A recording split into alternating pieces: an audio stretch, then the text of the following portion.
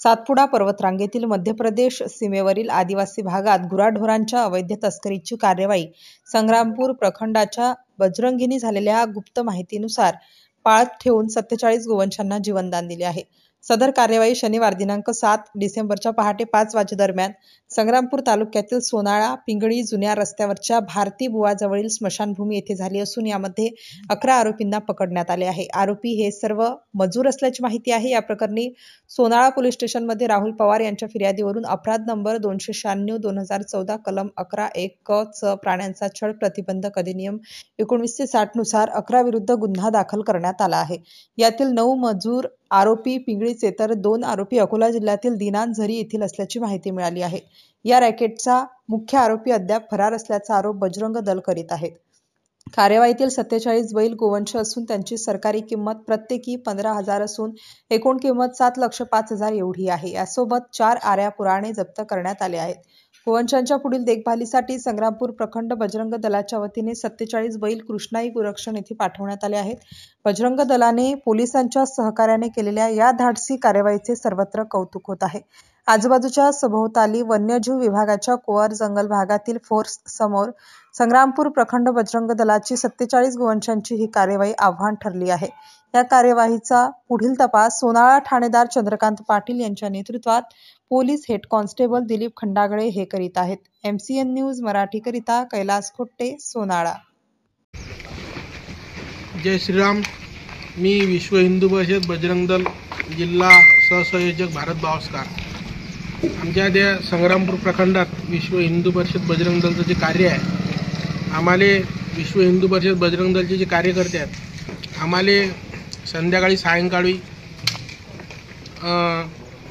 अशी माहिती मिळाली की जे अवैधरित्या गोवंश आहे हे सातपुड्यातून म्हणजे मध्य प्रदेशामधून महाराष्ट्रामध्ये इकडे संग्रामपूर तालुक्यामध्ये याची म्हणजे पैदलरित्या वाहतूक होते।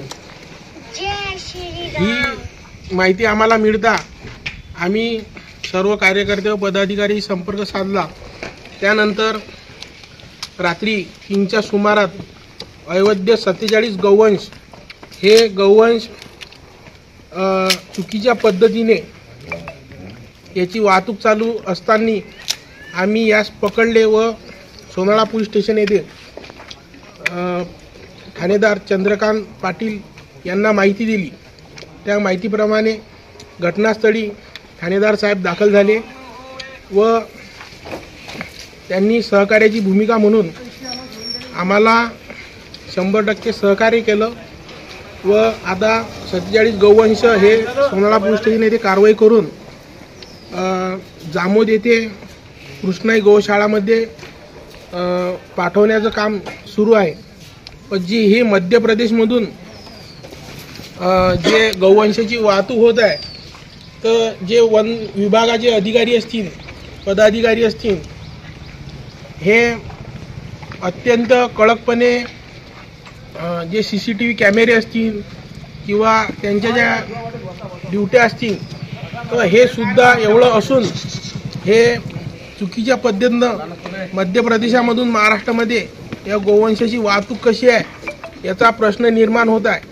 तर या सर्व बाबींची चौकशी करून या सर्व गोष्टींवर कठोरात कठोर कारवाई झाली पाहिजे असं आमचं विश्व हिंदू परिषद बजरंग दल संग्रामपूर प्रखंडाच्या वतीनं तक्रार आहे। आणि अशी कारवाई तात्काळ न झाल्यास किंवा अशा प्रकारची अवैधरित्या जे गोवंश आहे हे अशाच पद्धतीनं जर वाहतूक